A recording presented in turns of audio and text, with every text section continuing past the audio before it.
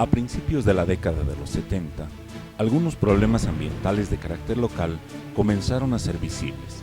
La contaminación del aire, el agua y suelos, especialmente en centros urbanos con gran población.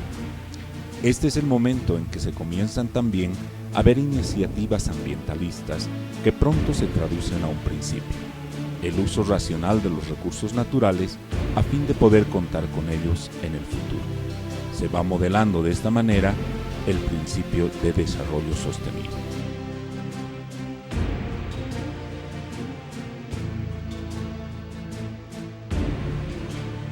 Este paradigma se irá constituyendo en las décadas posteriores en la consigna de varias cumbres sobre medio ambiente.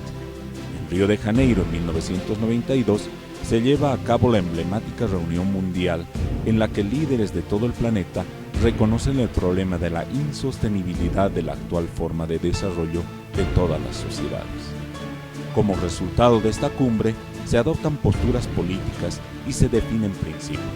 Los países firmantes en los próximos años promulgan leyes ambientales y se pretende desarrollar a nivel de la población mundial una conciencia sobre la responsabilidad con la naturaleza y los recursos que de ella se obtienen.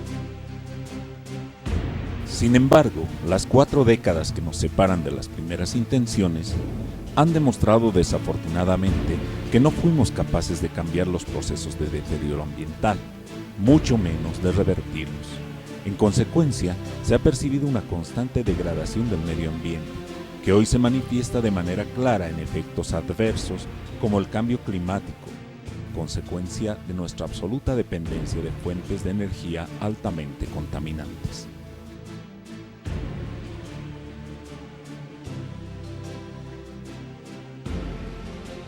Es claro que las intenciones no fueron suficientes, por la sencilla razón de que no pudieron llevarse a la práctica, sea por falta de voluntad política, por la ausencia de mecanismos que efectivicen las leyes, o simplemente porque el desarrollo sostenible es un paradigma incompatible con la propia naturaleza humana.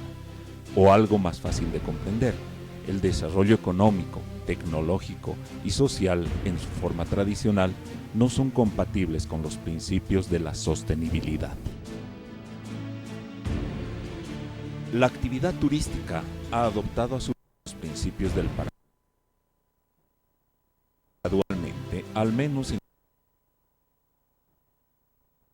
a los recursos naturales como utilitarios, a una visión de turismo cuidadoso con el medio ambiente y respetuoso con las culturas locales.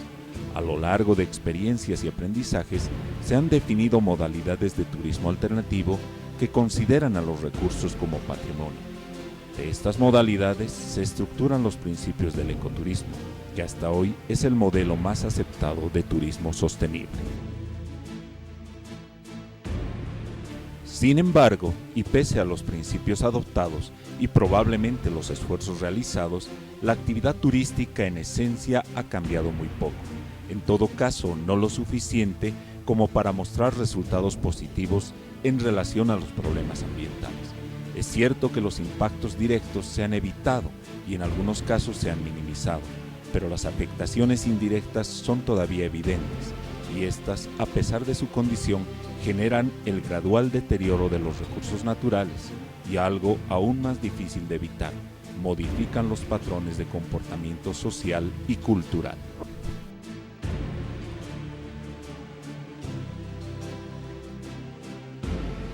Se trata de una ecuación en la que intervienen por un lado los recursos naturales, que son limitados y con un equilibrio fácilmente afectable, y por otro lado, la necesidad de rentabilidad del turismo en beneficio de sectores de la población cada vez más grandes.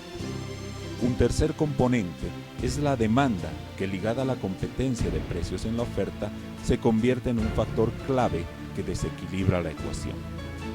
No ha sido posible encontrar la pauta para que el postulado de utilizar racionalmente los recursos actuales a fin de garantizar su uso por generaciones futuras sea en la práctica realmente aplicable. La concepción de un nuevo paradigma de desarrollo es una tarea pendiente.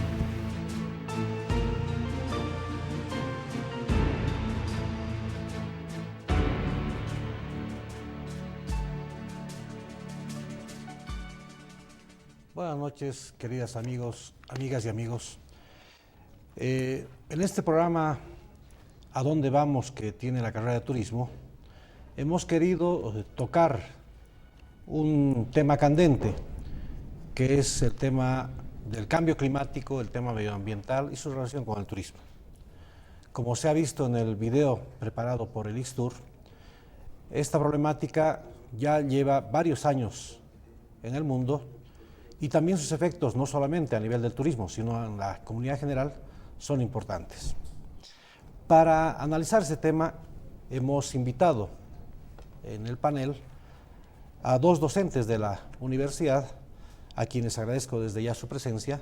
Por una parte, el ingeniero Waldo Vargas y por otra, el arquitecto Carlos Pérez, quienes me van a ayudar, o más bien nos van a seguramente ilustrar en muchos temas que corresponden al cambio climático. Durante estos últimos días hemos escuchado muchas noticias, hemos visto que hay programas, hay financiamiento de organismos internacionales, se han celebrado recientemente reuniones a nivel internacional, pero me gustaría que comencemos con ilustrar a los televidentes acerca de cuáles son exactamente las características, qué es el cambio climático, cuáles son los antecedentes y cuáles son los pormenores. Para eso te pediría, Waldo, si es que nos puedes señalar cuáles son estos antecedentes. Bien. Para ello vamos a acudir un poco a que nos apoyen con una presentación que va a reforzar lo que vamos comentando. Los cambios climáticos se remontan hace varios años atrás ya, se remontan, y está referido a un tema de preocupación de científicos de aquel entonces, que trataban de explicar cuál era el rol del dióxido de carbono en la atmósfera, la gran pregunta de nuestros alquimistas. Entonces, en esta presentación vemos un poco, ya desde 1827, un científico francés fue el primero en hacerse esas preguntas. Después, a medida que transcurría el tiempo, se fueron avanzando las mediciones, hasta que salió un trabajo en Mauna Loa, donde empezaron a medirse fehacientemente, y es un sitio prístino, donde la atmósfera no tiene contaminantes de otra naturaleza. Acá en esta gráfica podemos apreciar muy claramente cómo desde el punto en que se empezó a medir con seriedad las variaciones de dióxido de carbono en la atmósfera, se ha ido acumulando paulatinamente año tras año, y aquí vemos las mediciones, cómo va elevándose ese nivel sin que la humanidad se percate fehacientemente del riesgo que conllevaba esta situación. Hasta que Naciones Unidas se reunió, creó un grupo, un panel de expertos, que hoy se conoce como el nombre de IPCC, que es un panel de expertos que asesora permanentemente y hace estas tareas de medición de los gases de efecto invernadero en la atmósfera. Estos gases de efecto invernadero, a medida que se concentran y aumenta su concentración, reflejan, en lugar de permitir que escape el calor del planeta, lo mantienen capturado, y eso está haciendo que en todo el globo terráqueo nos estemos calentando. Y la radiación solar se queda atrapada entre esa capa de contaminantes y la corteza terrestre. Y eso está incidiendo notablemente en muchos aspectos, en los seres humanos, en los seres vivos, en los ciclos biogeoquímicos de los elementos clave para la vida en nuestro planeta, entre ellos el agua, que son los más afectados. Allí en la gráfica de la derecha ya podemos ver cómo se ha incrementado en el curso de 200 años esa concentración natural del dióxido de carbono, hasta llegar a niveles que han sobrepasado la capacidad de nuestro planeta. Y lo peor de todo es que estos siguen en aumento. Entonces, se han hecho esfuerzos a partir de Naciones Unidas, y como muy bien mostraba el video que vimos anteriormente, a partir del año 92, en esa cumbre tan histórica para la humanidad, que despertó muchísima expectativa, se pudo apreciar de que era importante actuar en cuanto a cambios climáticos. Allí surgió el Convenio Marco de Cambios Climáticos como uno de los hitos más importantes de esta cumbre, y a partir de eso es que Naciones Unidas y el mundo hemos empezado a trabajar. Luego vino ya el Protocolo de Kioto, donde han habido ya aportes, han habido compromisos para reducir emisiones de gases de efecto invernadero, pero lastimosamente las grandes potencias, entre ellas China y también los Estados Unidos, no firmaron el protocolo y hoy en día son de los principales aportantes de esos gases de efecto invernadero. Entonces, creo que acá el tema está alrededor de una voluntad política, pero que sea universal, no solamente de unos cuantos países, sino que seamos todos los países del mundo que asumamos esta gran situación y hagamos acción al respecto. Posteriormente, estos esfuerzos han hecho de que vayan avanzándose cumbres como la que en Bolivia arrancó el proceso de cambio climático el año 93, cuando se fundó el Ministerio de Desarrollo Sostenible, y juntamente a ello nació el Programa Nacional de Cambios Climáticos, como una muestra de dar apoyo a ese nuevo ministerio que hablaba de desarrollo sostenible. Entonces, este Programa Nacional de Cambios Climáticos fue creado con respaldo de la Agencia de Protección Ambiental de los Estados Unidos, que permitió primero conformar un pequeño equipo de cientistas que después fueron capacitándose a nivel internacional para luego trabajar en tareas de identificación de las emisiones de gas de efecto invernadero, o sea, la tarea de la inventariación de emisiones. Eso se cumplió, después pasábamos a la vulnerabilidad y después a las medidas de mitigación. Se ha hecho bastante en el país, se ha escrito bastante, vamos a apreciar a continuación qué es lo que se ha podido preparar en cuanto a documentación que ha preparado nuestro país. Se ha hecho 3 inventariaciones de emisiones de gases de efecto invernadero, con las cuales ya se podía ver más o menos cuál era el rol de nuestro país en su pequeño aporte a la emisión de gases de efecto invernadero en el planeta. Para eso también se ha hecho el análisis de vulnerabilidad. Con ese análisis de vulnerabilidad se han identificado sitios de riesgo, ¿no? Entre ellos las zonas tropicales, la zona amazónica, la zona altiplánica, donde estamos muy afectados por procesos de desertificación, inclusive la zona amazónica, con lo que estamos desboscando aceleradamente y continuamos haciéndolo a título de ampliar la frontera agrícola, estamos generando aún más problemas con ese tipo de prácticas, ¿no? Entonces, en Bolivia nosotros ya hemos iniciado esto hace 23 años atrás, por lo tanto deberíamos estar ya con toda una estructura de soporte, una estructura actuante. Lastimosamente nuestra realidad no es esa. Entonces, eso creo que amerita discutir con la mayor franqueza, con la mayor sinceridad posible. Acá podemos ver claramente los tipos de trabajos que se han hecho, que se han publicado. Aquí tenemos 2 cumbres históricas en nuestro país, una la de Tiquipaya 1, el año 2010, donde aparentemente logramos un consenso de varios países. Fuimos a la cumbre de Cancún, que es ya de carácter mundial, y ningún país apoyó en las ponencias a Bolivia y quedamos prácticamente en posición observada. Ahora se ha hecho un nuevo esfuerzo este año, hemos tenido la cumbre de Tiquipaya 2, con otros argumentos más contundentes.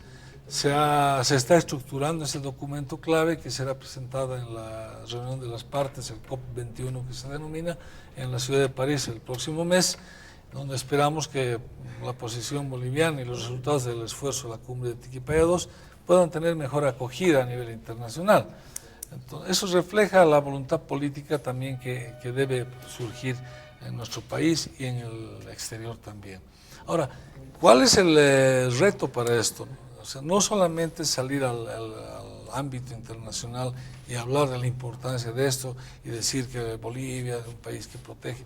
Evidentemente somos un país que tenemos un sistema de áreas protegidas muy importante comparado a otros países, es algo digno de destacar y esto ha sido también un aporte del Ministerio de Desarrollo Sostenible en su época, que generó este sistema, creó el Servicio Nacional de Áreas Protegidas, que por lo menos continúa trabajando hasta ahora, pero de ese discurso a la acción nos falta mucho todavía por hablar.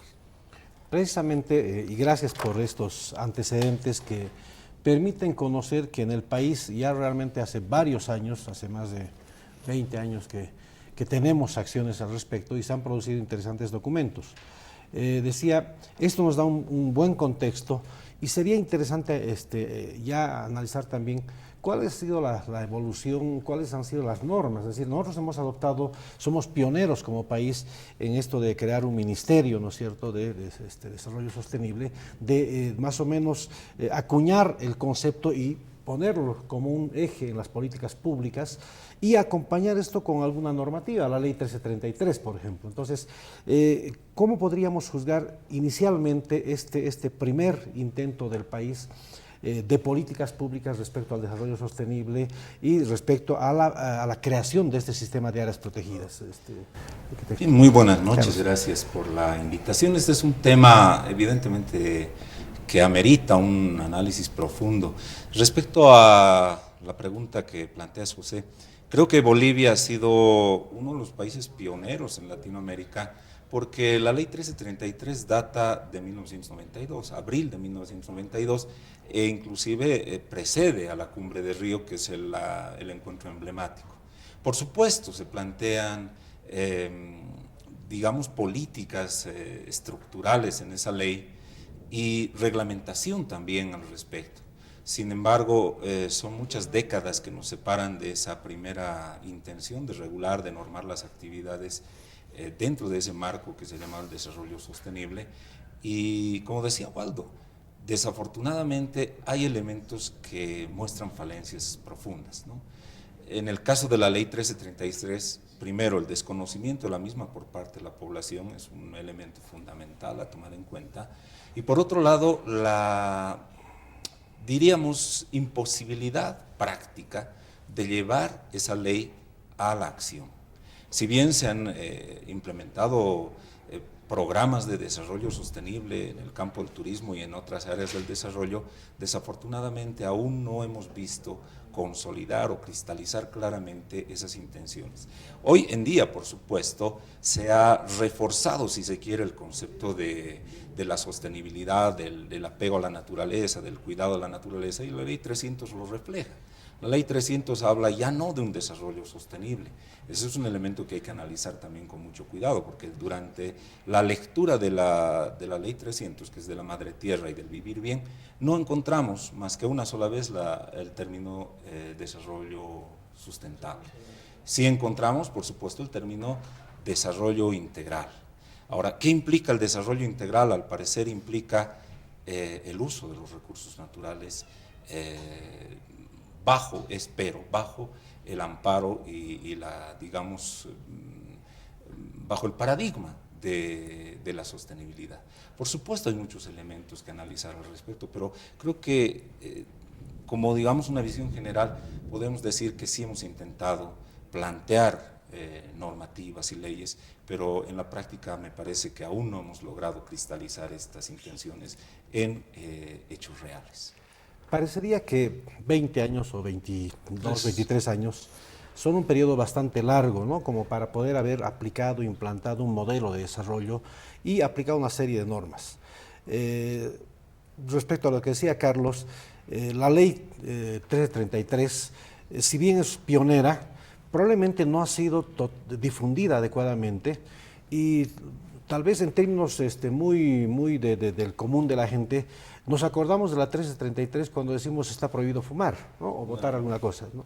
Y no vemos que hay una serie de disposiciones como el tema de regular las actividades productivas, requerir que para cada proyecto se deben hacer evaluaciones, justamente llenar fichas ambientales, etcétera, que en lugar de, digamos, ser proactivas, de ser recibidas de manera positiva, más bien ha resultado ser un freno. Pero esto también nos lleva a otra dimensión del análisis ambiental que no podemos olvidar. En realidad, la problemática mundial es un tema económico, productivo. Todos queremos producir más, todos los países se esfuerzan por producir más, exportar más, etcétera. Y entonces se encuentran que la ley de medio ambiente o cualquier disposición vinculada con la protección del medio ambiente, en lugar de ser proactiva hacia ese deseo, más bien se constituye en una barrera. Sería bueno no desprendernos, ¿no es cierto?, de ese tema productivo. Pero por otro lado también habría que analizar si realmente 20 años son necesarios, pocos o adecuados para imponer ese cambio de modelo. De hecho, si estamos en este momento cuestionando es porque realmente hay otra visión. Entonces sería interesante más o menos ver cuál ha sido esa relación, de cuáles serían las causas por las que esta filosofía del desarrollo sostenible no ha tenido los resultados que hubiéramos querido en el país. Es muy profunda e interesante la pregunta, José. Vamos a intentar esbozar una explicación de todo esto, porque también para mí, como cientista dedicado a esta temática, es un conjunto de interrogantes que hasta este momento siguen bulliendo en mi cabeza. Creo que el esfuerzo que se hizo en esa etapa, al margen de corrientes políticas y personajes, ¿no? Porque no se trata de juzgar a personajes, sino juzgar qué ha pasado con un concepto universal. El tema de desarrollo sostenible ha sido un término acuñado en la Cumbre del Río, pero no salió en ese momento como una cuestión fortuita. Salió fruto de varios años de discusión, de trabajo, de grupos especializados, de cientistas y de la sociedad civil también, que finalmente confluyeron en un consenso denominado desarrollo sostenible. Dentro de ese contexto, ¿qué implicaba esta cuestión? Implicaba un profundo pensamiento filosófico de que el mundo no debería ya vivir de la industria bélica, los cultivos no deberían ser de carácter transgénico, no deberían ser con el uso intenso de plaguicidas, dañando otros recursos naturales como el agua y como el mismo suelo también. Que los humanos aprendamos a convivir mejor entre ancianos, jóvenes, niños y bebés, mujeres, el respeto al género también. Entonces, se estaba diseñando una civilización del siglo XXI. La perspectiva en ese momento, en el año 92, era visualizar el año 2000 para adelante una civilización pacífica, consciente, equilibrada, justa, con una armonía en crecimiento hacia la naturaleza. Ese era el concepto, y de allí que se surgió un documento muy importante que ahora ni se lo menciona, la famosa Agenda 21, que también es otro resultado de esa discusión mundial. No es fruto de ningún partido político ni de ningún personaje. Esto es el conjunto de seres que han desarrollado ese concepto de seres humanos. Entonces, allí se da un reconocimiento a lo que son recursos naturales y a los que son los que no tienen voz, es decir, la biodiversidad. Entonces, deberíamos los humanos ya haber cambiado de concepto. 23 años desde esa época hasta el momento, creo que es tiempo suficiente para que políticas nacionales, regionales y universales puedan haberse enraizado muy bien en el contexto del planeta. Lastimosamente no ha sido así. Y hablando del tema de Bolivia, ¿qué pasó? Se fue deteriorando el concepto de desarrollo sostenible porque empezaron a surgir otro tipo de reglamentos, un reglamento industrial, un reglamento minero, un reglamento de carreteras, que lo que intentan hacer es más bien incumplir la ley de medio ambiente, hacer curvas para eludir esos controles, tratar de tapar a los reglamentos de esta ley que ha sido tan importante, y con reglamentos tan bien trabajados y consensuados con toda la sociedad civil en su momento. Se tardó 3 años en redactar esos reglamentos, luego de un intenso proceso de consultas públicas con todos los sectores. Entonces, a partir del 97 empezó un proceso de contraataque hacia el tema ambiental, más bien en nuestro país, y se ha ido frenando esa política. Con los actuales días vemos con mucha expectativa que se apruebe una ley de la Madre Tierra que ya tiene 3 años de aprobada, cuando el mandato decía en 180 días deberá tener reglamentos. Han transcurrido 3 años y no vemos el asomo del reglamento. Hemos visto con beneplácito la creación de la autoridad de tierras, de la Madre Tierra, así textual. Un concepto profundo, muy claro en cuanto es al movimiento que ha generado nuestro país, a la gran expectativa mundial que se ha despertado, el renacer, el reocupar un lugar a los indígenas, a esas culturas ancestrales. Eso muy bienvenido, pero no vemos una política seria, una política estructurada que dé soporte a eso. Vemos esfuerzos muy loables en esas autoridades que tratan de cumplir eso, pero no es posible porque no están el ámbito y los medios dados para aquello. Entonces, ¿qué podemos concluir de esta situación? Por un lado, se hacen esfuerzos para poder mantener ese concepto, para continuar avanzando en ese transcurso, pero por el otro lado, se dé piedra suelta para la piedra libre, decimos, o puertas abiertas para que las inversiones de desarrollo, que no son precisamente subastas públicas, sino son convenios, estén avanzando con la frontera agrícola a título de seguridad alimentaria. La seguridad alimentaria no solamente es ampliar la frontera agrícola, son muchas otras cosas. Entonces tenemos que lograr un balance equilibrado entre el uso del suelo, el uso del agua y los seres humanos, además de la biodiversidad. Y eso es incorporar el concepto de madre tierra fuertemente en todo este contexto. A ese contexto sería interesante agregar el tema de la problemática en áreas protegidas. Tal vez brevemente, Carlos, antes de hacer una pausa, veríamos justamente si el origen de la creación de áreas protegidas fue el cambio climático, etcétera. Entonces, ¿cómo está la situación ahora en este aspecto? Sí, básicamente, si recapitulamos un poquito hacia dónde, cuál ha sido la intención de la creación de evidentemente esto data de muchísimo tiempo, mucho antes de determinar inclusive problemas ambientales. Sin embargo, en Bolivia, las áreas protegidas han tenido en la década de los 90 un impulso muy importante con la creación del Sistema Nacional de Áreas Protegidas, y la intención inicial ha sido siempre la conservación. La conservación evidentemente de recursos que tienen directa relación con el medio ambiente y con el problema ambiental del calentamiento global. Los árboles en la Amazonía son el principal reducto que tiene la Tierra para poder combatir justamente esa elevación del dióxido de carbono en la atmósfera. Evidentemente, ese rol fundamental está ligado a otros roles como la conservación de la biodiversidad, la conservación de tradiciones y culturas, etc. Así que es un problema sumamente complejo. Desafortunadamente, en nuestro país, si bien tenemos una cantidad importante de territorio declarado área protegida, veo que en los últimos años, primero que el concepto de conservación en áreas ya es un concepto obsoleto. Evidentemente es así porque la dinámica implica que la apertura sea un poquito más hacia actividades como el turismo, por ejemplo, que puede financiar en cierta forma las actividades de investigación dentro de las áreas protegidas e inclusive las actividades de protección y conservación. Pero las políticas nacionales en los últimos años son muy contradictorias al respecto. Sí. Evidentemente estamos viendo... Justamente lo que quiero es en la segunda parte iniciar con eso, ¿no? Es decir, ha sido digamos, una parte de cómo ha surgido esto, pero es importante ver cómo en el país hemos aplicado. Vamos a hacer un pequeño corte, por favor, para que en la segunda parte desglosemos el tema.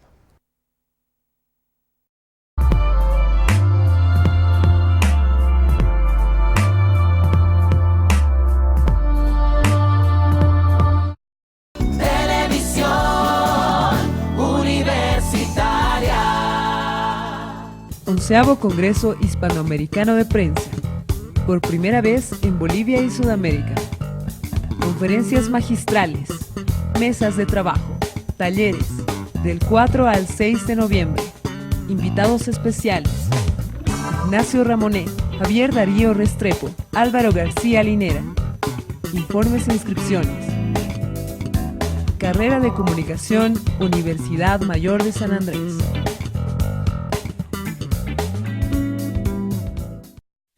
La honestidad es un valor vital para convivir en sociedad. Orienta todas las acciones diarias. ¡Cuidado! Fíjate, niño, al cruzar la calle. Fue tu culpa, papá. Te pasaste el semáforo en luz roja. Ah, y no estabas con cinturón de seguridad. Se me suben al auto, pero ya. Lo siento, tienen razón. UNSA, Rectorado, Unidad de Transparencia, construyendo cultura de transparencia.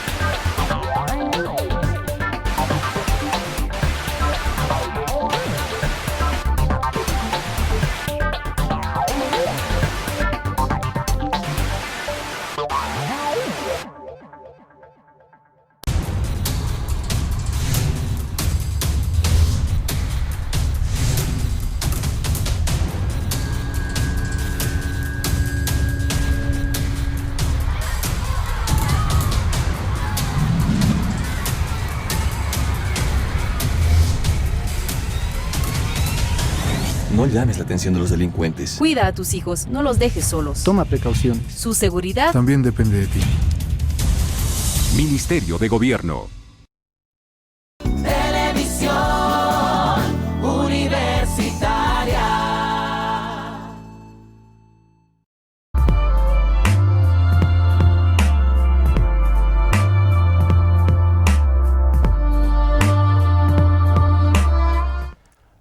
Muchas gracias por seguir en sintonía de este programa. Habíamos quedado justamente en profundizar este concepto de cuáles han sido las causas del cambio climático, cuál es la problemática ambiental, el rol justamente de las áreas protegidas en el país, y para esto quisiéramos aclarar, puntualizar bien cuál es el rol fundamental de las áreas protegidas en esto del cambio climático. Bien, creo que es una pregunta muy importante esa y debemos orientar a nuestra sociedad civil este concepto. No es meramente, como alguien decía, guardabosques del norte, peyorativamente, no se trata de ninguna manera. Es nuestro jardín personal, es el jardín de Bolivia. Y allí también tienen todo el derecho del mundo de convivir seres que no tienen voz, los insectos, la biodiversidad en general, las plantas, etcétera. Entonces el concepto de área protegida en nuestro país surgió de hace mucho tiempo atrás. Inclusive cuando se creó la República, el libertador Simón Bolívar tenía también claro ese concepto. Empezó orientando esa situación allí. Y de hecho, inclusive hay una ley que establece que por cada árbol que se corte para un fin productivo, se deben plantar 2 árboles en su lugar. Desde 1825 que tenemos ese mandato. Nuestro país, siendo un país tan rico en biodiversidad, es uno de los países más ricos en el mundo en biodiversidad, entonces es lógico pensar que debemos proteger esa riqueza. Es una riqueza incalculable. Entonces, en función a eso, y no de manera aleatoria, no de manera improvisada, se han ido construyendo las áreas protegidas, se han ido delimitando. Ahora, en ese andar de delimitar se han tropezado con algunas dificultades, como que ya había intervenciones antrópicas, por ejemplo en el área del Parque Amboró, el Parque Noel Kempff Mercado mismo. Entonces, ¿qué es lo que se ha hecho? Se ha creado varias categorías de áreas protegidas. Entonces, por ejemplo, tenemos el área natural de manejo integrado, donde permitimos que haya una especie de cordón de protección de comunidades ya asentadas dentro de la superficie del área protegida, que en ese cordón pueden ejercer sus actividades productivas de sostenimiento, de supervivencia, de crecimiento, pero de manera sostenible. Pero el núcleo del área protegida debe mantenerse porque también hay habitantes que no tienen voz que deben ser protegidos. Entonces, ese es el espíritu básico de lo que es un área protegida. Ahora, si dentro de esa superficie tenemos recursos naturales que podrían ser explotados, me refiero a minería, hidrocarburos, en ese momento debe colocarse en la balanza cuánto van a generar de ingresos la explotación de esos hidrocarburos, de esa minería o de madera, si es el caso, versus a conservar esa área en cuanto a servicios ambientales, en cuanto a esa protección de biodiversidad, que si no lo hacemos nosotros, nadie más la va a hacer y nos arriesgamos a perder eso para siempre. Entonces, ese es el concepto importantísimo que debemos rescatar y hacer ese balance previo antes de aceptar inversiones de tipo extractivista dentro de las áreas protegidas. Para eso son denominadas áreas protegidas. Entonces, creo que con este preámbulo de lo que deberían ser de lo que es el concepto de áreas protegidas y lo que debería ser su manejo y su conservación, es que creo deberíamos un poco focalizar nuestra discusión. Además, a eso se suma los efectos climáticos. El área protegida es un sumidero de carbono porque absorbe todo el dióxido de carbono que está en la atmósfera, que son los gases de efecto invernadero, y genera oxígeno a su vez. O sea, es el que equilibra al planeta en este concepto. Entonces, ese es otro argumento muy importante que permite aceptar mejor esa condición de área protegida. En ese contexto, Waldo y Carlos, precisamente hay una disputa, vamos a hablar en términos de los recursos por diversas actividades, ¿no? Minería, hidrocarburos, etcétera. Y claro, turismo se constituye una actividad que entra en juego precisamente en estas áreas, tal vez con características muy particulares, que puede ser el mejor equilibrador entre esa necesidad de producción, entre esa necesidad de generar recursos y también de proteger el medio ambiente. ¿Cuál es, esta situación del turismo en el país, pero en términos reales? Porque más allá del discurso, hablamos de desarrollo sostenible, hablamos de esto, hablamos del concepto de ecoturismo inclusive, pero también a veces creo que tenemos que ver las cosas de manera muy objetiva. Si realmente ese desarrollo es capaz de competir, como decimos, con otras actividades, y se lo puede hacer en términos de mayor eficiencia. ¿Cuál es la realidad del turismo en las áreas protegidas? ¿Cuál es la relación de ese tipo de operación del turismo en estas áreas protegidas, Carlos? Hemos observado durante décadas que el turismo en Bolivia, y un poco sumándose a la intención internacional de conservación, de poder cuidar el medio ambiente, ha ido adoptando un concepto, ¿no? Turismo sostenible, con diferentes modalidades, turismo rural, turismo comunitario y el ecoturismo, dentro de una de las modalidades que podríamos decir es la más adecuada para poder intervenir dentro de áreas con fragilidad, con alta biodiversidad, etc., ¿no? Evidentemente el concepto ha sido bien recibido por operadores, comunidades, empresarios del turismo, etc. Sin embargo, en la práctica, la aplicación de ese concepto tiene un problema fundamental. Y es el hecho que a nivel mundial, si bien hemos descartado el turismo masivo como alternativa económica, aún estamos buscando mejorar las condiciones de rentabilidad de la actividad turística. Mientras busquemos, por supuesto que es algo absolutamente natural mejorar las condiciones de rentabilidad, porque hay cada vez más gente que quiere vivir del turismo, más comunidades que están ahora interesadas en vivir del turismo, evidentemente necesitamos captar mayor demanda. El captar mayor demanda implica, por supuesto, poner en riesgo y generar una presión sobre el medio ambiente mayor. No existe ningún tipo de actividad turística hasta ahora que tenga cero impacto ambiental.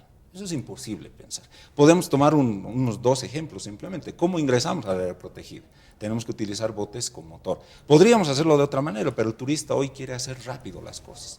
Quiere visitar rápidamente, disfrutar de actividades y volver porque tiene un itinerario copadísimo, porque la tecnología además así se lo permite, planificar en un solo viaje a Sudamérica la visita a varios países y a muchos destinos turísticos. Entonces no se le puede decir frenarle, si se quiere, ese ímpetu. De todas maneras, ese es solo un ejemplo. En la práctica, las actividades relacionadas con medio ambiente no se han analizado realmente si tienen o no impacto a la larga. Evidentemente hemos evitado los impactos directos, se ha prohibido la cacería, la pesca para la alimentación de los turistas, etc., aunque en algunos casos se sigue dando de manera subterránea, ¿no? El tráfico de pieles y otros elementos que están un poco de la mano con la actividad turística. Pero hay impactos indirectos. Un ejemplo muy claro en la región del río Yacuma, al principio de la actividad turística, estamos hablando de hace unos 10 años atrás, en esa zona, el turista que quería ver a los monos titis tenía que esperar largo rato en el bote y con suerte podía ver algunos entre los árboles. Los guías han optado por ofrecerles alimento y hoy los monitos bajan en cuanto escuchan el motor de un vehículo o de un bote. ¿Qué quiere decir? Estamos generando una dependencia de una especie natural con la actividad turística y eso es altamente pernicioso. Evidentemente… A nivel macro, justamente, en esa línea, ya igual que como tenemos antecedentes a nivel general de la actitud de Bolivia respecto al medio ambiente, desarrollo sostenible, también en el país, en turismo, se hicieron programas, ¿no es cierto? En la década de los años 2000-2003, ¿cierto?, se iniciaron los primeros programas de desarrollo turístico sostenible. Y ahí era, digamos, clara la voluntad política del Estado para regular, para normar este tipo de situaciones. Tenían componentes, ese programa fue financiado por el BID y en esa ocasión estábamos, todas las autoridades, en el Banco Interamericano. Entonces, se hicieron estos proyectos y tenían componentes, la parte de regulación, la parte de capacitación, la parte de promoción. Pero, ¿qué ha pasado? Es decir, han sido esfuerzos que no han llegado a cristalizarse. ¿Cómo en una década no hemos podido en este momento más bien avanzar en sentido positivo y ver que todavía tenemos estas constataciones de que el manejo del turismo en el país no es el que quisiéramos? Es un tema interesante eso, porque tendríamos que ver cómo empezó el turismo en Bolivia y quiénes fueron los que impulsaron el turismo. Entonces creo que fueron muy pocas las personas que vieron el turismo como un instrumento de desarrollo del país. Entonces quedaron pequeños grupos que empezaron pioneros en esto y no había una cultura del turismo en el país. Creo que ese ha sido un error de los gobiernos de turno, que nunca asumieron ese concepto como una política de Estado. Bolivia es un país que puede ofrecer muchísimas cosas en materia de turismo. Lastimosamente no se lo hizo, y ese esfuerzo pionero de unos pocos fue el que marcó el rumbo del turismo en el país.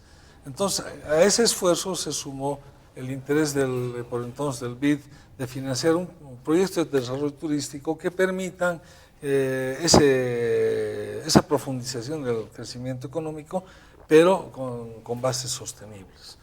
Entonces se identificaron algunos proyectos, principalmente en la zona del lago, no se miró otras regiones porque pensaban que el lago podía ser el potencial más fuerte. Entonces se hicieron varias inversiones, pero ¿qué es lo que falló en ese contexto? Fueron sitios tal vez no muy bien elegidos, tal vez no fue en consenso, no se garantizó una participación comunitaria, no se capacitó a la gente como debía ser, porque el turismo involucra muchas actividades secundarias que secundan y apoyan este esfuerzo. Entonces creo que ese esfuerzo por entonces del BID pasó ciertamente desapercibido en el contexto de las políticas de turismo del país. Con esas lecciones aprendidas, Perdón que te corte, pero sin embargo, en esa primera fase se hicieron los complejos de desarrollo turístico integral. Y ahí sí más o menos se zonificó el país, y ahí se determinaron básicamente los que en ese momento eran regiones prioritarias de desarrollo, y que hoy de forma, yo creo, equivocada, se están confundiendo como si fueran los destinos turísticos del país. En realidad son regiones para la planificación, y se hicieron planes integrales en el lago Titicaca, en Cordillera Real, en la parte del Salar, Misiones Jesuíticas, que hasta hoy son la base más bien de un enfoque. Pero claro, recién a partir de eso deberían constituirse en destinos. Nada más un paréntesis. No, es muy buena la aclaración, porque justamente eso hace que refuerza esos pioneros que identificaron esas zonas como potencialmente turísticas. Pero a eso ya el BID, con esas lecciones aprendidas, generó conjuntamente al gobierno de Bolivia el programa de desarrollo turístico sostenible. Entonces, en esto fue muy interesante porque fue una modalidad innovadora en el país en su momento, porque a través de concursos públicos totalmente abiertos y transparentes se permitió que los criterios de los pioneros en turismo, los expertos en turismo, busquen alianzas necesarias para lograr proyectos exitosos. Entonces, hemos visto curiosas alianzas de lo más innovadoras, con participación comunitaria, con participación gubernamental a través de municipios, empresarial, y sobre todo empresarial. Entonces, alianzas que antes no se hubieran podido dar dentro de otro contexto. Entonces, ese proyecto del BID creo que ha sido muy innovador para el país y ha servido de modelo en otros países también.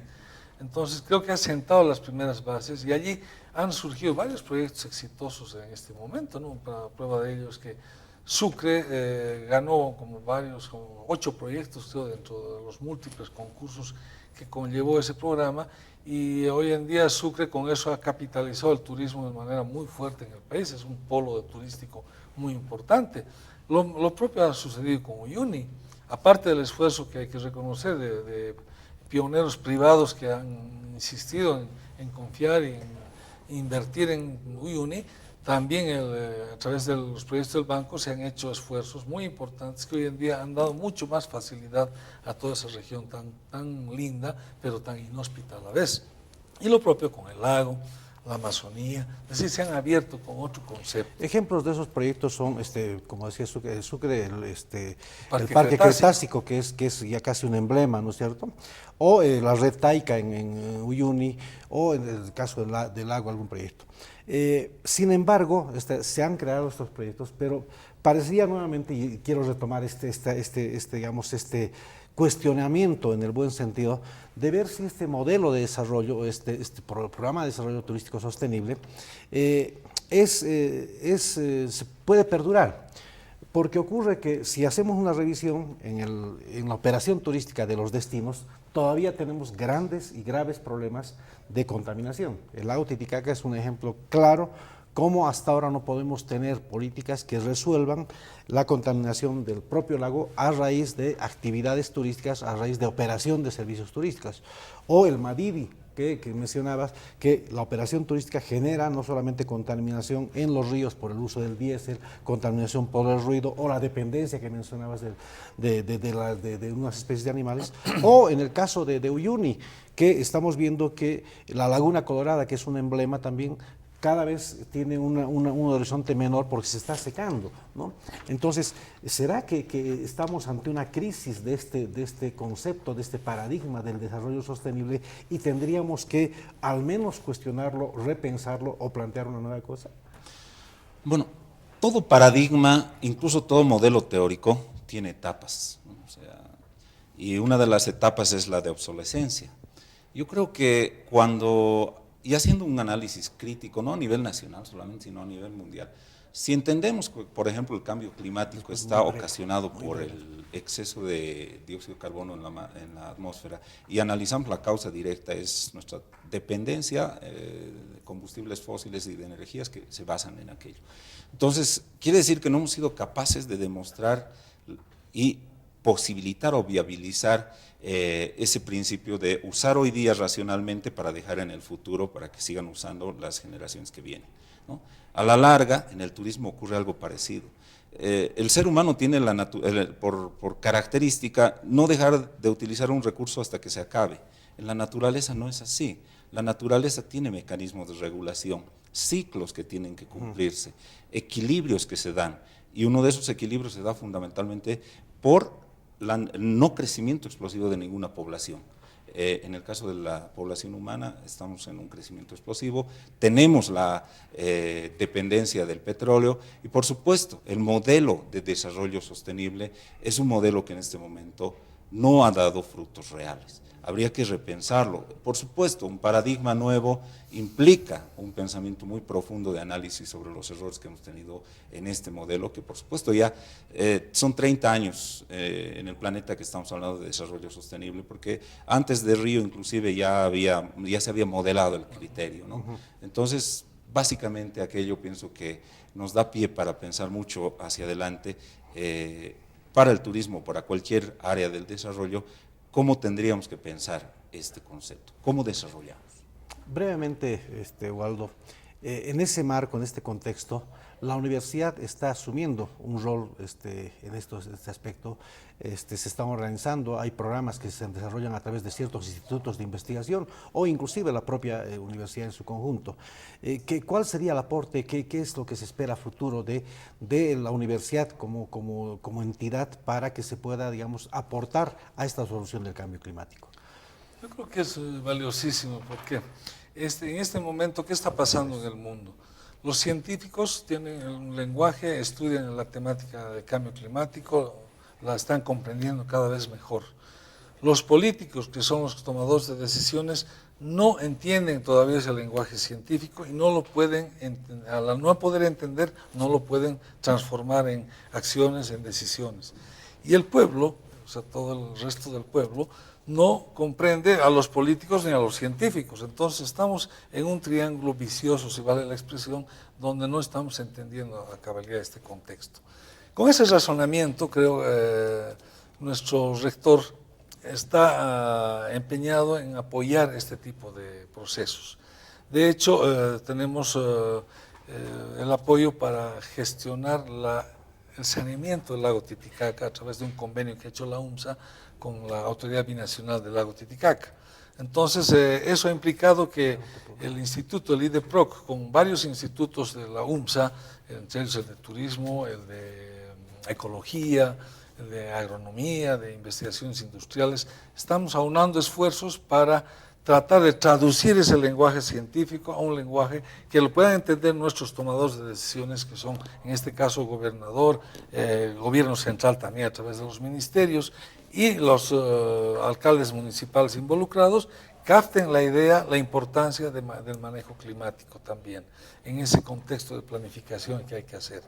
Y también la universidad va a bajar al estamento social para poder explicar esto y las formas, identificar formas claras de acción con objetivos precisos. Entonces creo que ese va a ser el gran aporte que estamos diseñando como un modelo de aplicación para ello. Entonces también paralelamente el DIFKIS, dependiente de la UMSA, igual está haciendo un curso en este momento de capacitación para docentes y estudiantes que está tocando estos tópicos y está reforzando el proyecto del lago Titicaca que he mencionado con algunos proyectos que se van a identificar y que van a utilizar como modelo este triángulo vicioso para poder resolver. Gracias, Waldo. Sí, realmente este es un tema apasionante. Esta última pregunta iba dirigida precisamente a qué estamos haciendo como academia para aportar en este conocimiento y esto que se llama la resiliencia, es decir, cómo nosotros vamos a reaccionar frente a este cambio climático, cómo podemos desde los diferentes ámbitos aportar con soluciones teóricas. Como decía Carlos, es decir, es probable que debamos cuestionarnos, ¿no?, este modelo, este paradigma del desarrollo sostenible y pensar en reconducirlo o plantear uno nuevo, porque ya son 20, 30 años en el que estamos este modelo y los resultados tampoco han sido los que hubiéramos querido. ¿O será que debemos reconducir en este momento la parte operativa? Tal vez el tema de políticas ha estado totalmente desfasado del tema operativo, ¿sí? Tal vez las políticas han ido por una parte, la reglamentación, como la ley 300 ahora, que está divorciada de algunas acciones operativas. Entonces, realmente es un tema, como decía, muy, muy interesante para seguir conversando. Yo les agradezco muchísimo por haber contribuido a esta discusión en este panel y ojalá pudiéramos tener una próxima oportunidad para seguir profundizando en este tema, porque hay muchos temas que hemos dejado pendientes. Agradecerles a todos ustedes por su audiencia y ojalá que el propósito de este programa, que es poner en la mesa de discusión temas que son actuales y temas que tienen que ver con el desarrollo del turismo, podamos haberlo logrado de alguna manera. Muchísimas gracias por su atención.